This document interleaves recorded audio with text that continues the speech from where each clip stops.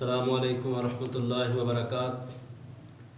احمدہ وصلی علی رسولہ الکریم، اما بعد۔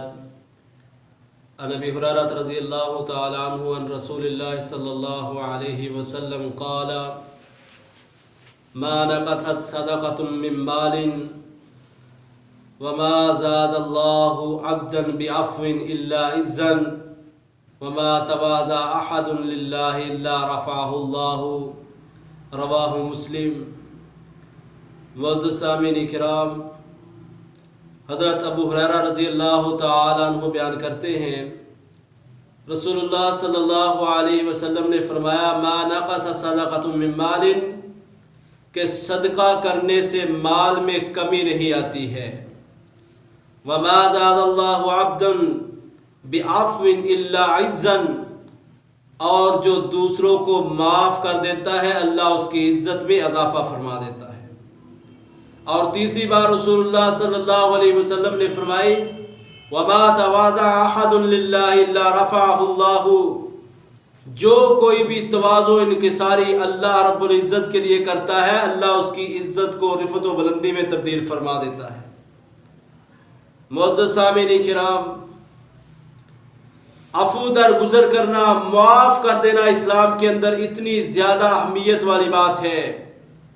اللہ ذو الجلال والاکرام نے فرمایا خذ العفو وامر بالعرف واعرض عن الجاہلین، عفو درگزر کو لازم پکڑے، اس کو اپنے لیے ضروری سمجھے معاف کر دینے کو، اور نیکی اختیار کیجئے اور جاہلوں سے منہ پھیر لیجئے۔ اللہ ذو الجلال والاکرام نے رسول اللہ صلی اللہ علیہ وسلم کو اس بات کا حکم دیا ہے کہ جاہلوں سے منہ پھیر لینا ہے اور عفو درگزر لوگوں کو معاف کرنا ہے۔ لوگوں کو معاف کرنے کی اسلام کے اندر بڑی عزت ہے۔ اور اسی طرح جب رسول اللہ صلی اللہ علیہ وسلم وادی طائف کے اندر لوگوں کو دعوت دینے کے لیے گئے تو لوگوں نے رسول اللہ صلی اللہ علیہ وسلم کو مجبور کر دیا، اتنا پریشان کیا، گالی گلوچ، تان و تشنیع، حتیٰ کہ پتھر مارے، جس کی وجہ سے آپ کا لہو جاری ہو گیا، آپ کا خون بہنے لگا۔ تو جبریل علیہ السلام آئے، اللہ کے حکم سے کہنے لگے یا رسول اللہ مجھے اللہ نے بھیجا ہے، آپ کا ان لوگوں کے بارے میں کیا خیال ہے؟ اگر آپ حکم دیں تو ان لوگوں کو پتھروں کے درمیان کچل دوں، پیس دوں۔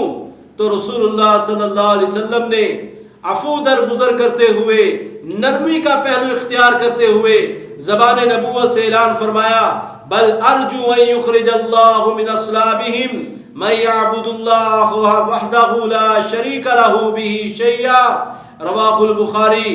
بلکہ میں تو یہ امید کرتا ہوں اللہ ان سے ایسے لوگوں کو پیدا کرے گا، ان کی ایسی اولادیں ہوگی کہ جو اللہ کے ساتھ شرک نہیں کرے گی، وہ صرف ایک اللہ کی عبادت کریں گے۔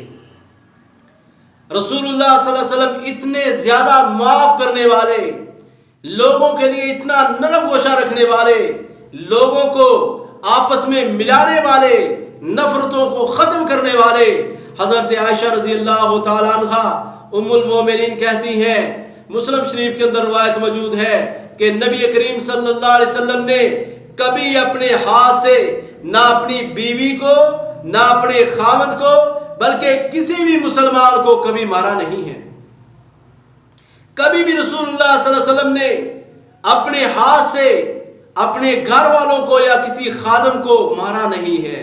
یہ نبی صلی اللہ علیہ وسلم کی عفو درگزری کی اعلیٰ ترین مثال ہے کہ ام المومنین خود بیان کر رہی ہے کہ جب آپ کو غصہ آتا تو آپ عفو درگزر کرتے، آپ معاف کر دیتے۔ لوگوں کو معاف کرنا رسول اللہ صلی اللہ علیہ وسلم کی سنت مطہرہ تھی۔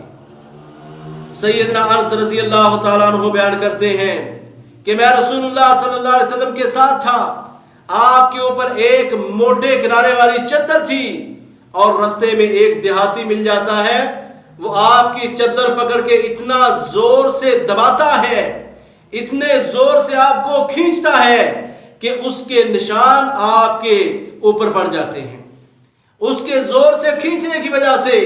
اور آگے سے کہنے لگا یا محمد मुरली मिन मालिल्लाहि अल्लज़ी इंदका फल्तफत इलैहि रसूलुल्लाह सल्लल्लाहु अलैहि वसल्लम फज़हिका सुम्मा अमरा लहू बिअताइन। बुखारी शरीफ के अंदर रवायत मौजूद है कि नबी सल्लल्लाहु अलैहि वसल्लम के गल में जो आपके ऊपर चद्दर थी वो गर्दन पे लगने की वजह से आपका रंग जो है वो सुर्ख हो जाता है, और आगे से कहता है मोहम्मद अपने साथियों को कहो कि जो अल्लाह का माल है उसमें से मेरा हिस्सा मुझको दो। तो जब रसूलुल्लाह सल्लल्लाहु अलैहि वसल्लम ने उसके चेहरे की तरफ देखा तो आप मुस्कुरा दिए और उसको सहाबा इकराम को कहा कि भाई इसको भी इसका हिस्सा दे दो। ना लड़ाई की, ना झगड़ा किया, ना बुरा भला कहा, ना सहाबा को पकड़ने का हुक्म दिया, बल्कि अफो दरगुजरी का पहलू हाथ से छूटने नहीं दिया है। यह है सुन्नत मुतहरा रसूलुल्लाह सल्लल्लाहु अलैहि वसल्लम की और आपकी आला तरीन जिंदगी की मिसाल कि आपने कभी भी किसी को भी, ना घर वालों को, ना खादमों को, ना रास्ते में चलने वालों को कभी अजियत नहीं पहुंचाई है। तो हमारे लिए मिसाल है हमारे प्यारे पैगंबर जनाब मोहम्मद सल्लल्लाहु अलैहि वसल्लम। तो हमें उनकी जिंदगी को देखकर नमूना पकड़ना चाहिए। अल्लाह से तो अल्लाह सब मुसलमानों को अफू दरगुजर करने की तौफीक अता फरमाए। वमा अलैया इल्लल बलाग।